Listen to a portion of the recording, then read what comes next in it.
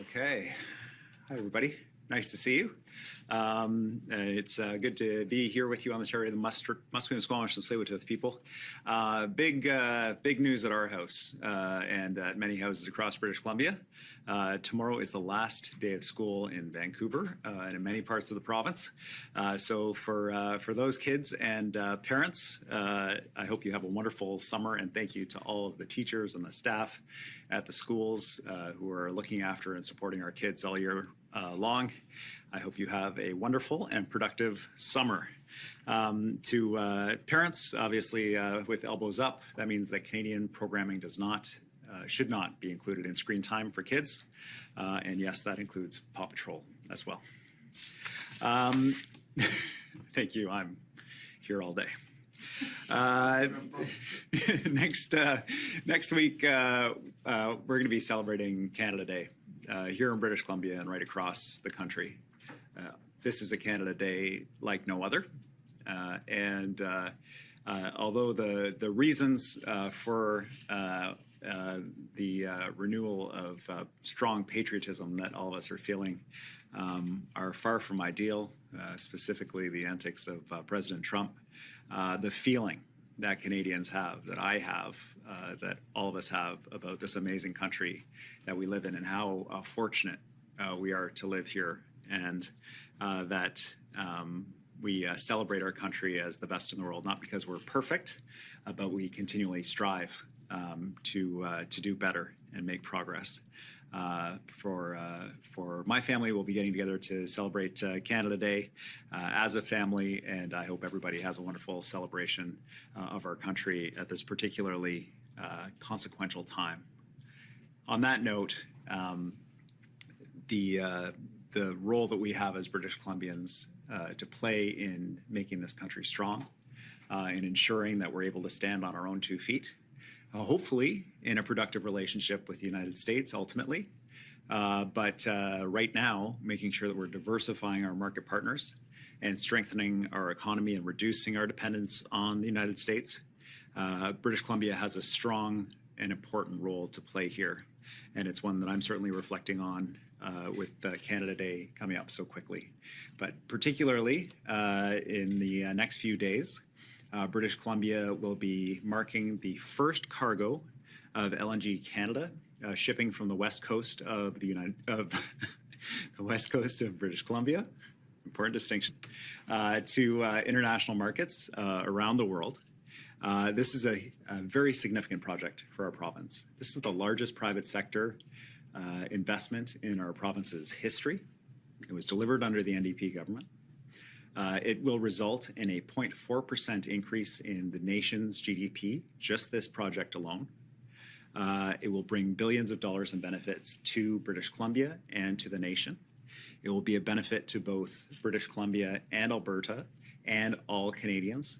And it is an example of what we are focused on as a government delivering for British Columbians. Clean, reliable energy to power growth. Fast-tracking projects to get them done, and using the revenues from those projects to strengthen the services that families depend on. We have an astonishing and important list of major economic projects in this province that are moving ahead. Highland Valley Copper just received its permits from the province, and Teck will be moving to a final investment decision on that multi-billion-dollar project, copper mine, delivering a critically needed metal to Canada and the world.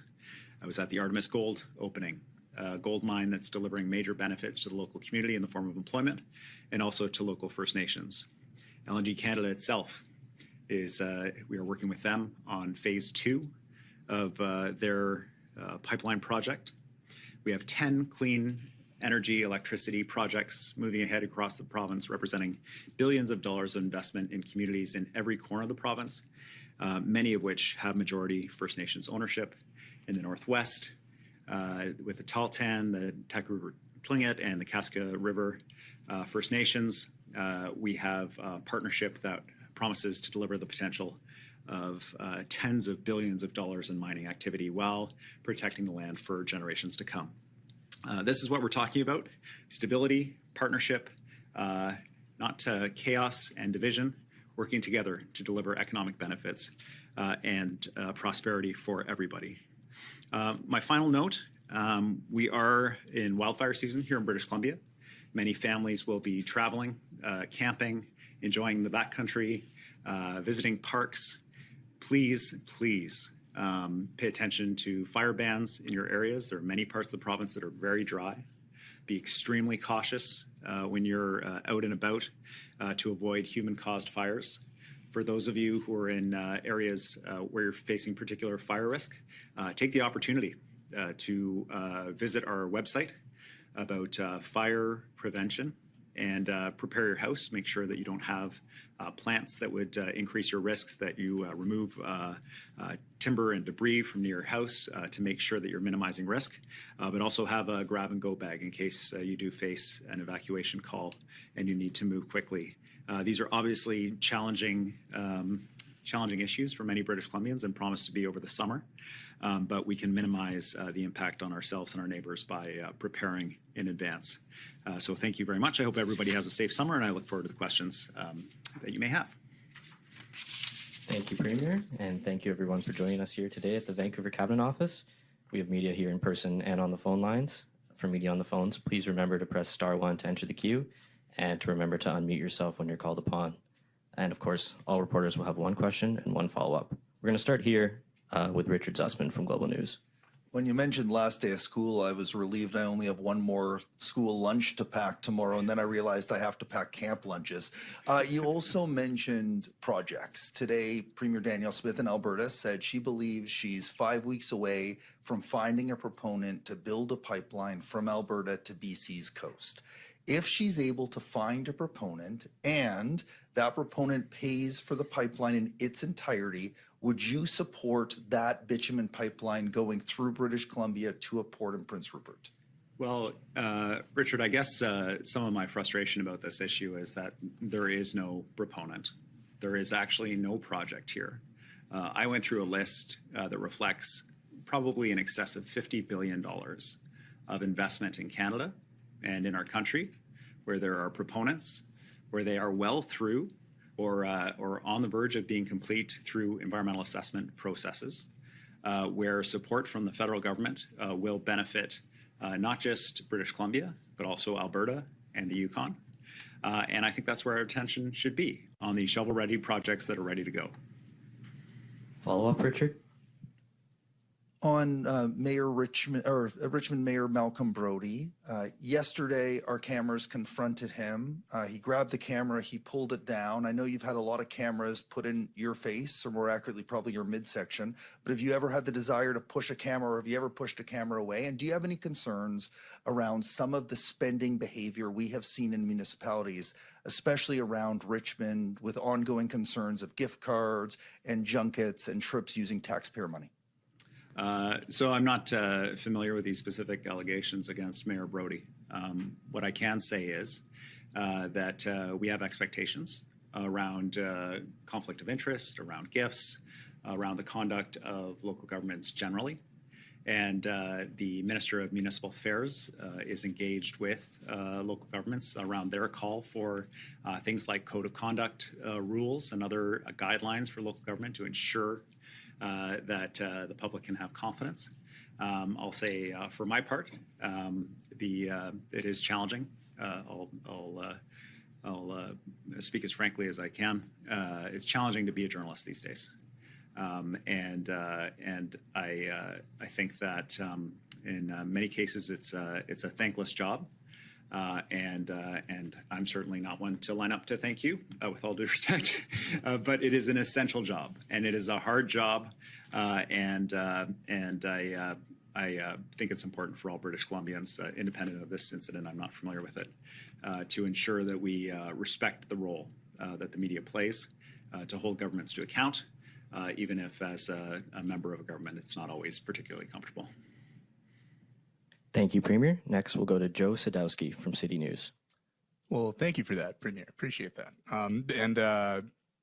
Last week, you wrote a letter to the Prime Minister to deem the Lawrence Bishnoi gang a terrorist organization. So what specific steps is the BC government taking to designate the Lawrence Bishnoi gang as a terrorist organization, including details on the ongoing conversations with the Federal Minister of Public Safety and the RCMP and other relevant agencies to ensure this process is expedited and effective in addressing the associated security threats? Yeah, thanks. We've reached out to Ontario and Alberta to encourage them to join our call. These are two provinces that have been similarly affected by this extortion conduct.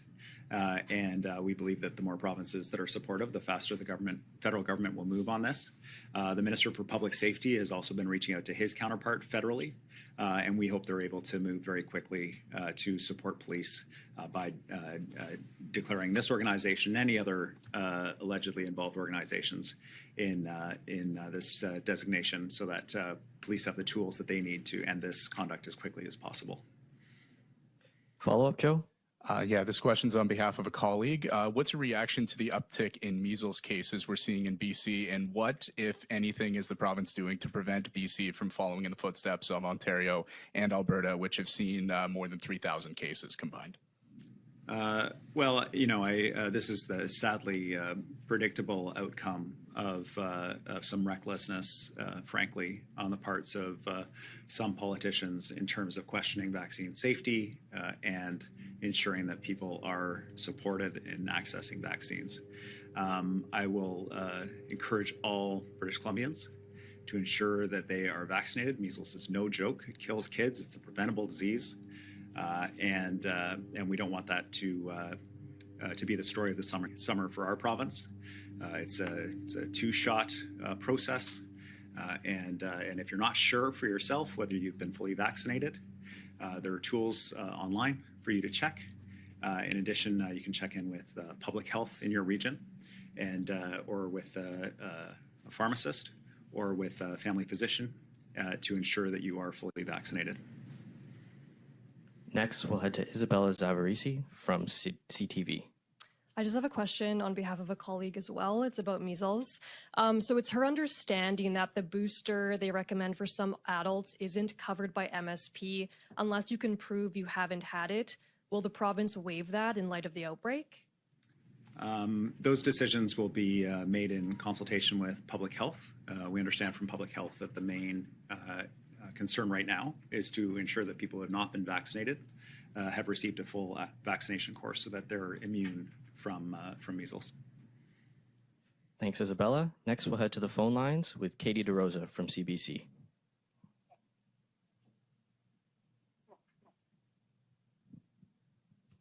Katie, are you there? Yeah, I can hear you. Sorry, Premier? Yeah, gotcha, Katie. Oh, sorry about that. You didn't answer Richard's question about whether you support a privately funded or entirely privately funded pipeline. Can you clarify your position on that? Yeah, I did. I won't speculate. There is no project. There is no proponent. And as a premier of a province with literally almost $50 billion of projects with proponents that are ready to go, that are in approvals processes, that will benefit Alberta, the Yukon, and all Canadians, I strongly encourage the federal government to pay attention to those projects and help us deliver those projects that are ready to go. Thank you, Katie. Next, we'll head to Vaughn Palmer from the Vancouver Sun.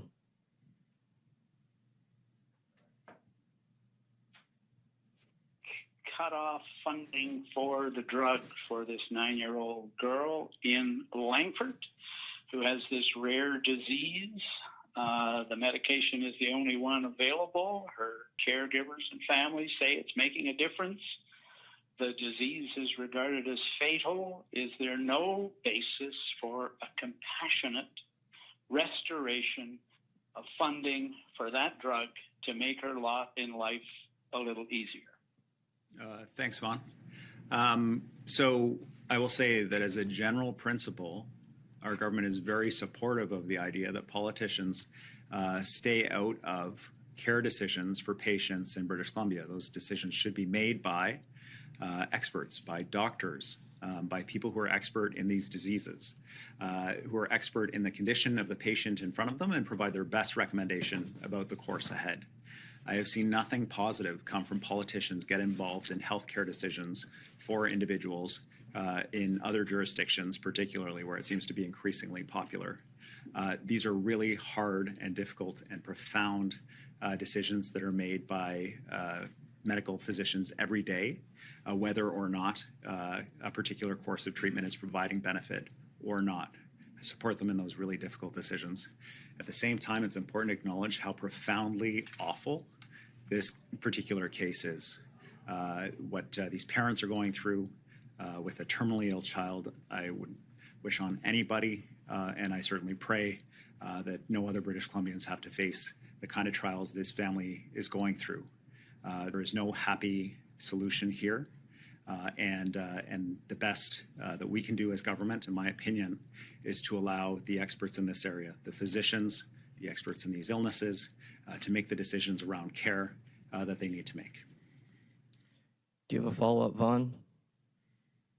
Yeah, could you not make a case that the circumstances here are unique? This is the only case in Canada. No one else has been turned down for this drug. The family doctor says it's helping. Is there no grounds for an exemption on the grounds this is a unique circumstance? Well, I think, when you're talking about a terminally ill child, every case is unique. The decision to not do another round of chemotherapy or discontinue a particular medication or take a child off life support. These are profound and awful decisions that have to be made by experts in the area and physicians and not by politicians. In my opinion, that is where these decisions should be made, and that's what I support. It doesn't make it any easier for that family, and I recognize that. But I also recognize that the other course is, if I can say, it's actually worse. Thank you, Premier. Next, we'll go to Mark Page from the Black Press. Hi, Premier. Thanks for taking my question. This week, the charter challenge of the Mental Health Act is wrapping up arguments in Vancouver. And, talking to the folks involved, it sounds like this is something that, even if it is resolved at this level, it could go on with appeals for years. And, meanwhile, you've got a review of the Mental Health Act underway. And, one of the sticking points is this challenge here and what happens with this. Wouldn't it make more sense maybe to say cut a deal here and, say you're going to review or change the entire act and then be able to move forward rather than, continually have this sticking point, And this is obviously one of those issues that impacts all of the talk around politics here and things like that. So, why keep this thing going, I guess, is the question. Yeah, well, the short answer is I believe, and many British Columbians believe very strongly in involuntary care because it works. There are people who are so mentally ill that they are unable to make informed decisions for themselves about their care and treatment. I strongly encourage members of the media who are interested in this question to spend time with the parents of adult schizophrenics, of adults who are struggling with serious mental health issues, and to talk with them about the challenge that they face in supporting loved ones. I met a woman at Helijet who pulled me aside and said, I'm so glad that you are fighting for these involuntary care provisions because I benefited from this. A woman who was wearing a suit, who was ready to go to work on the Helijet. She's like, listen, I was not able to make decisions around my own care. My family was there for me, and they were able to advocate for me to be held against my will and treated against my will. And as a result, I'm well today. I'm able to do my job, and I'm so grateful that that happened. We had many witnesses like that in this case that went forward. The court will make a decision about these provisions, but I think it's very important for the province to be advocating for this because it can change lives for the better. I don't disagree that done improperly, involuntary care can be quite problematic. but done properly. The work that we're doing with Dr. Vigo to intervene for people who can't care for themselves, to open up additional involuntary care beds across the province. This is crucial because if you just see people in the state they're in on the streets, I can see that they are unable to care for themselves. They need support. And as British Columbians, I don't believe that we should choose to let them die in the street. Do you have a follow-up for the Premier, Mark? Yes. On a different topic, you mentioned this copper mine that was just approved, and that approval process wasn't part of Bill 15.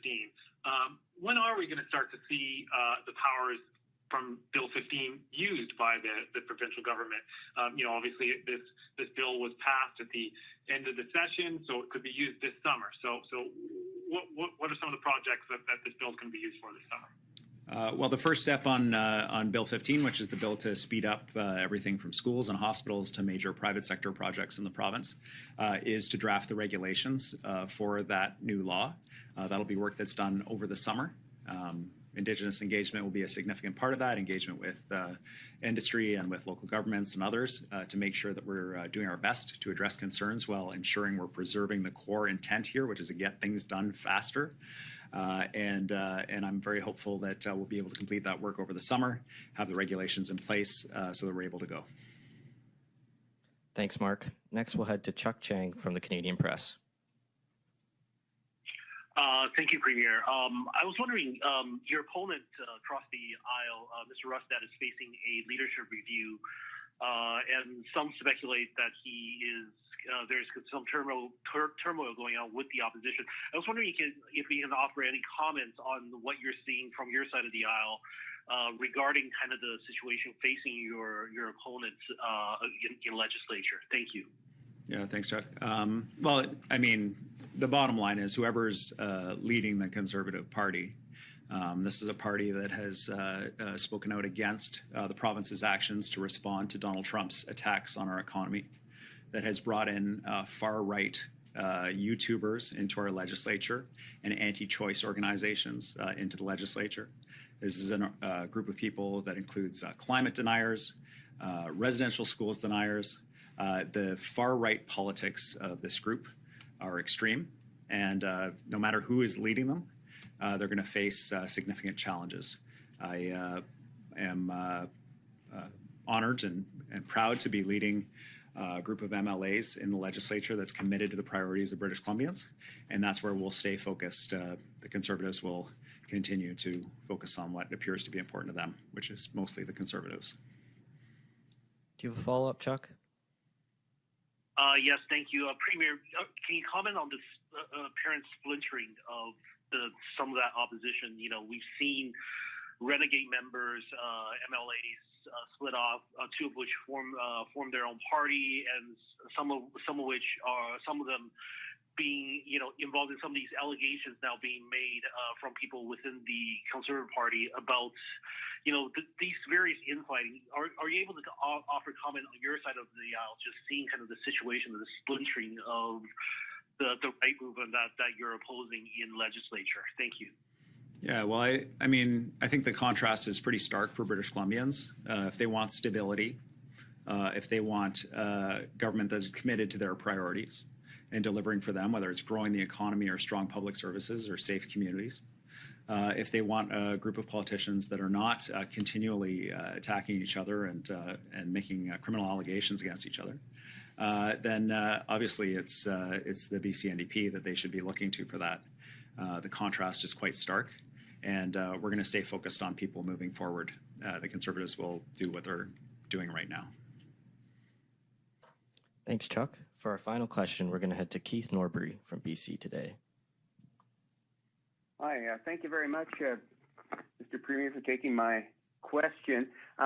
The Information and Privacy Commissioner released a report today, and in that report, he noted that out of 210 breaches under PIPA, that's the Personal Information Protection Act, 105 were cyber attacks. So what can the government do, or what should the government do to address that? It seems like it's a big issue. Yes, without question, our government and crown corporations are not exempt from what we're seeing globally, which is a rise in these online attacks, and often enabled by rogue international states. These state-level attacks on infrastructure, and certainly BC is not unique here. We've seen it at the federal level. We've seen it in the United States. We've seen it in the EU, in the UK. These state-level attacks can have a profound and paralyzing impact on the delivery of services. So for our part in British Columbia, we've been really focused on making sure that as much as possible our systems are resilient, that we're putting in place the provisions to ensure that we're able to continue to provide services even in the face of a cyber attack. Government is large. It involves school boards and health authorities and hospital systems and crown corporations. There are many different government systems. So while we have done a lot of work internally in core government, we've also expanded that work to support the IT systems of groups that are are further away from core government, knowing that their vulnerability is a vulnerability for everybody. This is ongoing work. We had an identified significant cyber attack provincially that has resulted in significant work internally that, fortunately, to the best of our knowledge, did not result in any significant breaches of information for the public. But we can't rest on this, and it is a significant expense to be able to address this. And it's my hope that the federal government, along with other countries internationally, can do work to try to minimize these kinds of impacts, as we see this as an increasing expense and quite a consequential set of attacks for the delivery of services that people really depend on. Do you have a follow-up for the Premier, Keith? Yes, it's on an unrelated matter. Negotiations are underway with public sector unions. The BCGEU indicated last week that the government's offered around 3.5% over 2 years.